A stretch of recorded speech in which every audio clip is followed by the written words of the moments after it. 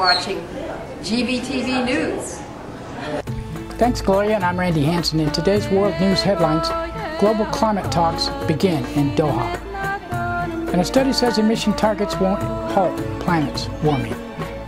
At least 118 killed in fire in Bangladesh garment factory. And truce ends Palestine rocket assault on Israel.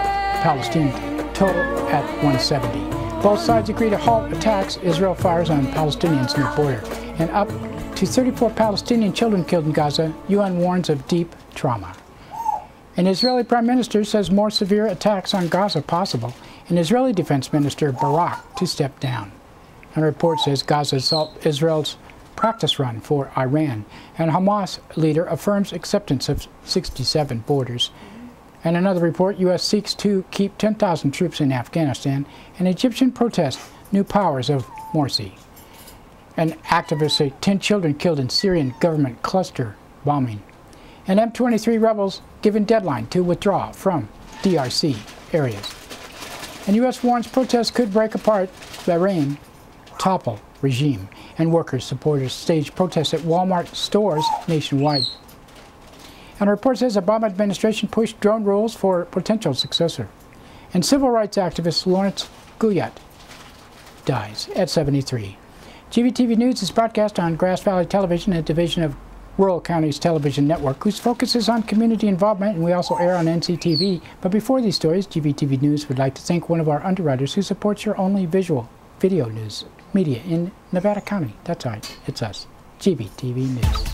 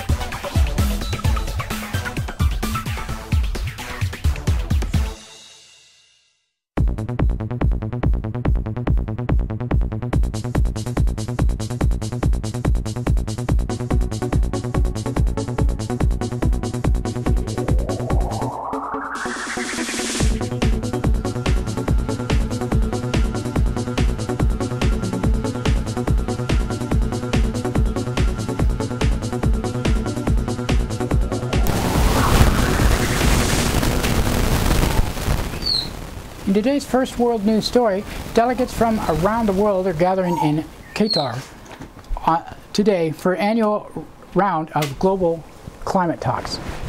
Pinky says hi. The two-week Doha Climate Change Conference comes in the end of last year that the binding emission cuts agreed to under 1997 Kyoto Protocol are in effect. But no binding limits have been put in it, never ratified by Kyoto Treaty after signing it. The UN Framework Convention on Climate Change pledged to cap global temperature rises at 2 degrees Celsius at the 2010 summit in Cancun. But new figures show greenhouse gas emissions hit a record high last year. According to United Nations, the world is now on pace for a global temperature rise between 3 to 5 degrees, unveiling the latest findings. The chief scientist of the UN Environmental Program, Joe Alcamo, warned that current emission standards will be insufficient to stop devastating climate change.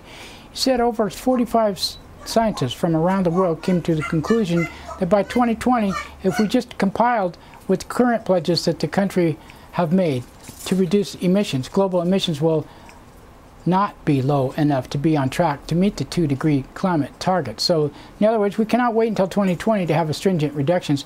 We know that we have a challenge. It's a question between now and 2020. Through the negotiations, we can tighten up the rules for complying with pledges that would lead to reduction in emissions. And I don't know, it doesn't seem like they're getting too close to that at this point.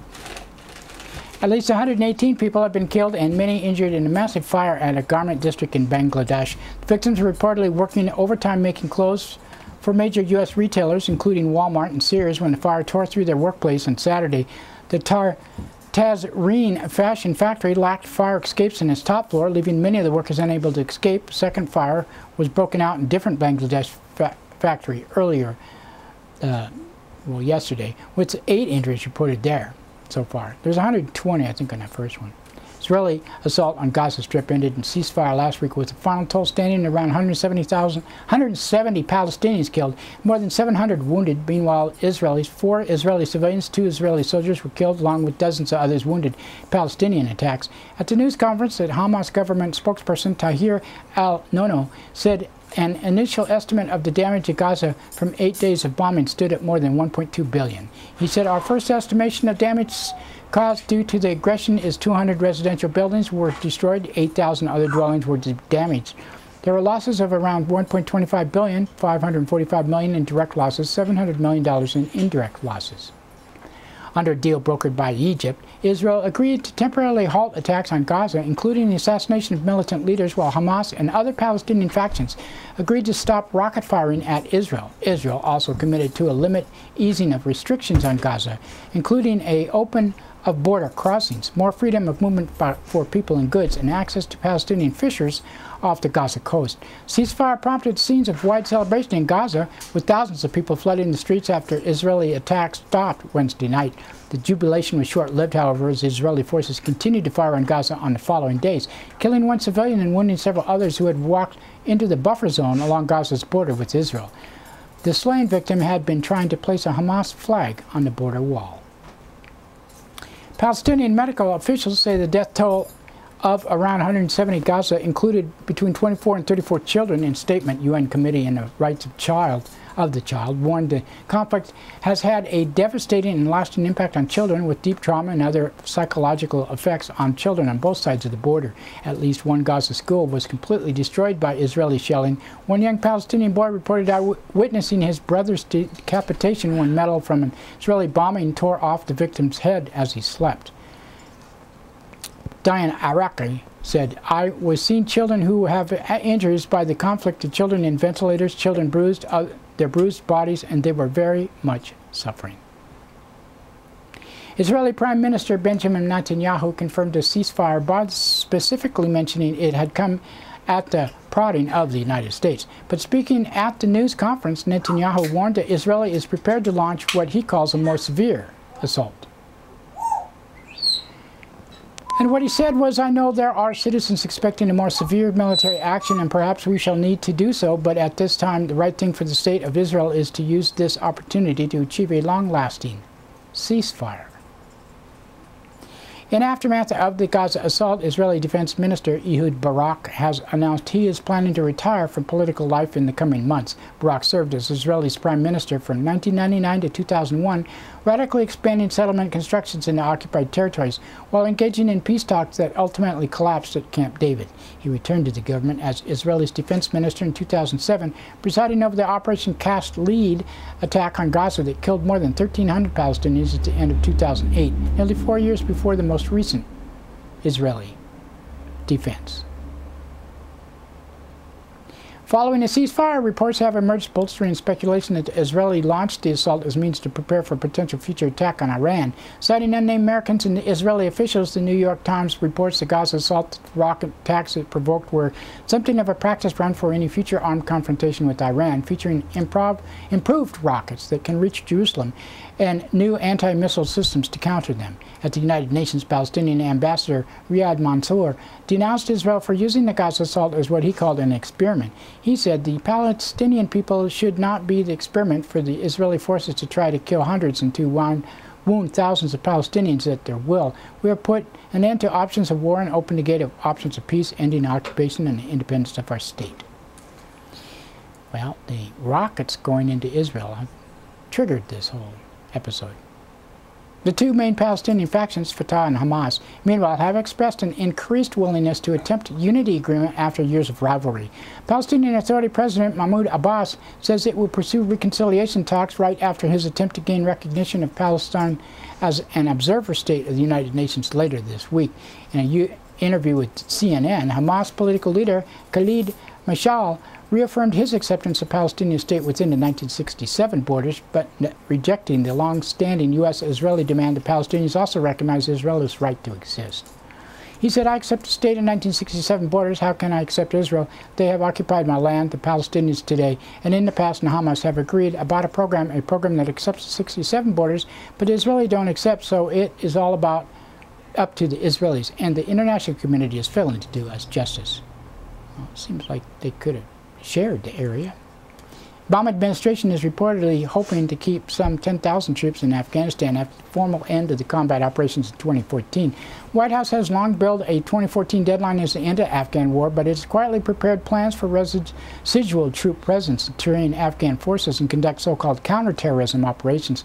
According to the Wall Street Journal, the proposed 10,000-strong U.S. force still require approval of the Afghan government. A key issue of contention is said to be whether U.S. soldiers will fall under the jurisdiction of Afghan courts. Protests erupted in Egypt over President Mohamed Morsi's self-appointed of wide-ranging powers and protection from judicial review and oversight late last week. On Sunday, security forces fired tear gas at hundreds of protesters in and around Tahrir Square in the country's capital, Cairo. More than 500 people have been injured in clashes between police and protesters since the decree was issued. Syrian activists are accusing government forces of dropping a cluster bomb at a playground, killing 10 children. Activists say the attack took place in the village of Deir al-Asafir. Videos have surfaced showing a grieving mother standing over the bodies of their slain children. Syrian government troops and rebel fighters have been engaged in an ongoing fight for control of a nearby military base.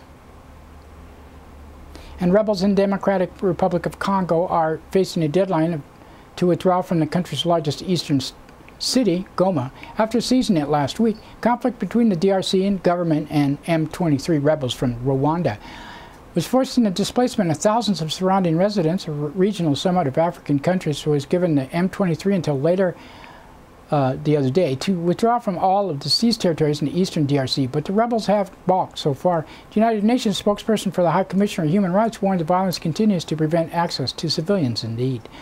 Adrian Edwards said on Goma, with recent fighting in and around the city, the UNHCR is extremely concerned about the situation of displaced people in Democratic Republic of Congo's North Kivu province, especially children and other vulnerable groups. Normally, we work at 31 displaced camps in North Kivu, hosting just over 108,000 people. With fight has meant that we and our partners have not been able to access most of these areas.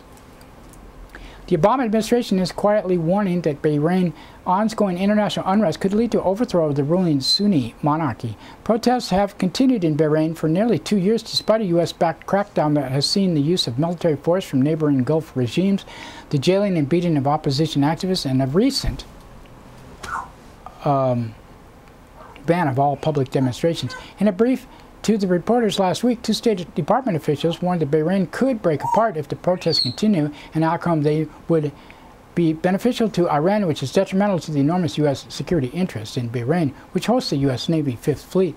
Officials gave the briefing of the condition they are not identified by name. The White House says it's calling on Bahrain to heed the calls in the independent commission that urged political reforms 1 year ago. The United Nations, a spokesperson for the High Commissioner for Human Rights, criticized Bahrain's recent moves against the opposition, including revoking citizenship of 31 political figures, as well as sentencing medics who treated wounded protesters in 3 months behind bars.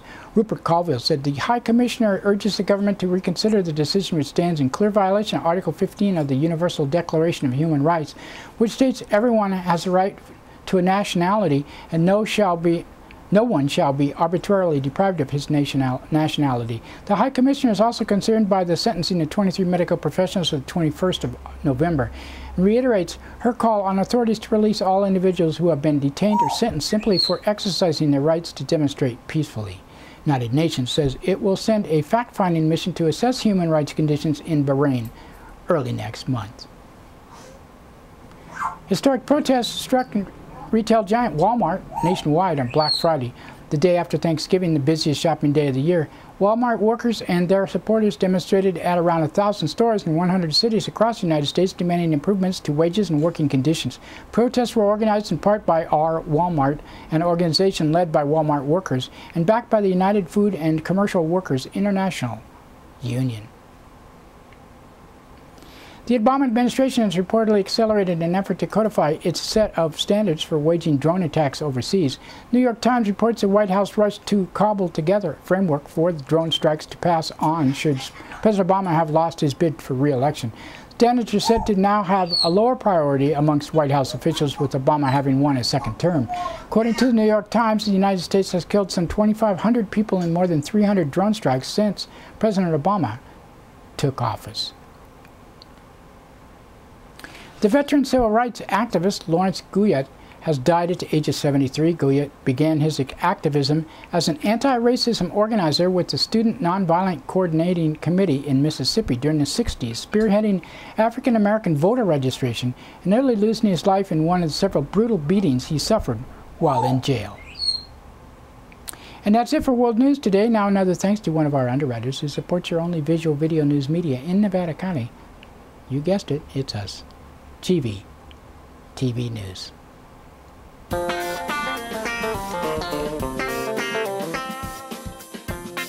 Soundcheck Music Center, the rock and roll connection. We have guitars, amps, drum equipment, sound accessories, lessons, and repairs. We are located at 671 Maltman Drive, Grass Valley. 530-272-7236, open 7 days a week. No one needs anyone, they don't even just pretend. Jonas in America. I'm afraid of Americans. I'm afraid of the world. I'm afraid I can't help it. I'm afraid I can't. I'm afraid of Americans. I'm afraid of the world. I'm afraid I can't. That's right, it's time for the police blotter. Pictures in the blotter not from these actual events, but used for visual aid only. These public records are obtained from daily logs issued from Nevada County Law Enforcement. Grass Valley Police Department on Thursday, 3:10 a.m. a report was taken from 1000 block of East Main Street of male on his property yelling. The caller believed it was his girlfriend's ex-boyfriend. 8:04 a.m. a report was taken from 800 block of East Main Street. A woman said that her purse was stolen overnight as she was staying at a homeless shelter.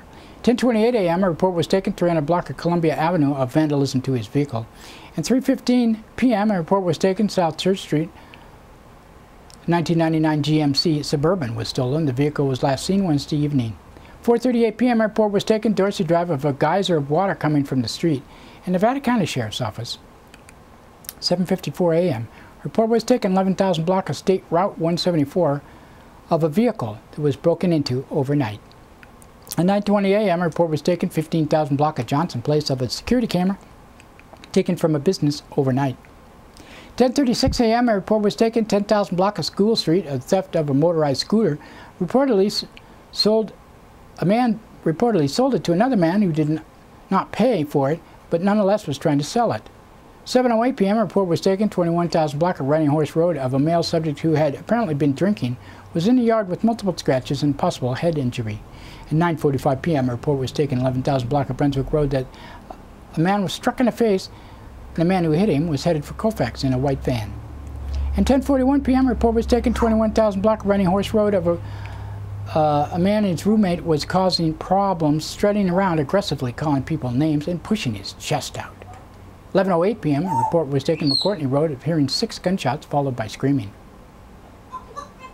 Nevada City Police Department, 1:44 a.m. a report was taken 300 block of Broad Street of an individual urinating in public. At 5:03 p.m. a report was taken 200 block of Commercial Street. A very intoxicated individual was outside of a business yelling and throwing sandwiches at a balcony. And that's it for the blotter today. Now another thanks to one of our underwriters who supports your only visual video news media in Nevada County. That's right, it's us, GVTV News.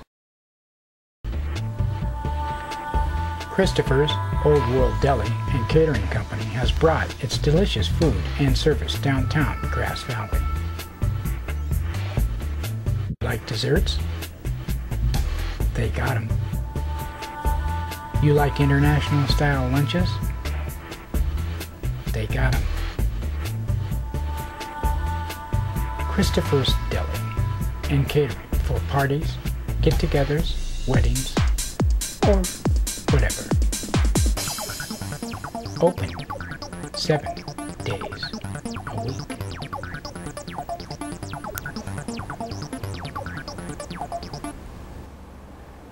In today's local news headlines, Circle issues notice of intent to sue Army Corps for failure to comply with requirement to protect salmon. In a press release issued from Circle, the South Yuba River Citizens League today issued a notice of intent to file suit against the U.S. Army Corps of Engineers for failure to comply with the new Endangered Species Act, ESA requirements for protecting 3 species of endangered Yuba River fish: spring run chinook, salmon, steelhead, and green sturgeon. In 2006, Circle and Friends of the River sued the federal government to demand better protection for the Yuba endangered fish. Effort bore fruit when in February 2012, National Marine Fisheries Service released a formal decision calling the biological opinion, finding the 2 Army Corps of Engineer dams, Engelbright and Daguerre Point, on the Yuba River are jeopardizing survival and recovery of these 3 anadromous fish species. Biological opinion required the Army Corps to take specific action to reduce harm and threat of the extinction of these fish. Unfortunately, the Army Corps has repeatedly stated that it does not intend to comply with these new requirements. Last week, the Yuba County Water Agency, the YCWA, filed a 60-day notice of its intent to file a lawsuit against the NMFS and the Army Corps over the biological opinion. Both YCWA and the Army Corps disagree with the biological opinion and have challenged it on legal and technical grounds. We're deeply disappointed with the Army Corps inaction and the YCWA's determination to roll back the biological opinion. These 2 factions, combined with the threat of survival of these endangered fish, said Circle Executive Director Khalib Dardik. Circle issued a notice of intent to file suit in order to be able to return the federal court in 60 days should attempts fail to persuade the Army Corps to drop its opposition to the biological opinion requirements and begin implementing them instead. Along with the notice of letter, the Circle has requested a meeting with the major stakeholders to explore collaborative solutions, although the Army Corps claims that the biological opinion requires actions that are outside of their authority. NMFS took care to enumerate the many laws and regulations that give the Corps the necessary authority, said Christopher Sproul, at Environmental Advocates Lead Counsel for Circle. Circle's letter of notice is not a lawsuit, and in fact, Circle is interested in collaborative resolution that will bring the Corps into compliance with the Endangered Species Act and put Yuba fish species on path to survival and recovery. And NMFS has expressly recognized that the Yuba River provides one of the best opportunities in the state to restore salmon and steelhead. Biological opinion imposes detailed requirements for securing fish passage past Daguerre and Engelbright Dam. For example, the Army Corps must commence implementing some form of upstream fish passage past Engelbright by March 2014. Must secure a long-term fish passage past Engelbright by January 2020. They must also secure long-term improved fish passage past Daguerre within 5 years. The biological opinion imposes several other important fish protective measures as well. Instead of battling this out in court, we invite the Army Corps and the YCWA to work collaboratively with the NMFS and Circle to restore healthy runs of wild salmon and steelhead that will rebuild California's fisheries, foster economic development, and create jobs, said Circle's board president John Reagan. The historic Yuba Accord demonstrates how disputes can be solved collaboratively for the benefit of all interests and should serve as a model for cooperation approaches to the improvement and the evaluation of fisheries habitat, says Circle River Science Director Gary Reedy, who represents conservation interests in the Yuba Accord River Management Team funded by the YCWA. Spring run Chinook salmon are once plentiful in Central Valley, with 600,000 returning to their natal streams each year. But the construction of impassable dams in the 20th century reduced the historic spawning habitat available to the species by 95%, resulting in substantial population declines. In 2011, fewer than 5,000 spring Chinook returned to the Central Valley, a reduction of over 99% from historic levels. Removing barriers to upstream fish passages is an urgent need to halt this continuing slide towards extinction.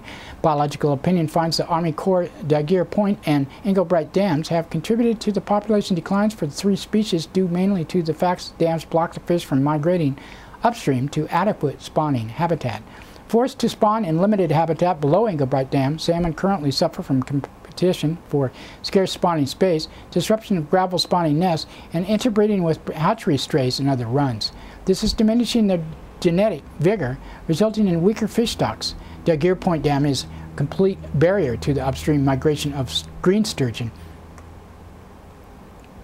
And that's it for our local news today. We'd like to thank Amy Goodwin, Reuters, Associated Press, Ubinet, Sierra Foothills Report, Union and local law enforcement, and others for the sourcing of our news, and you for watching.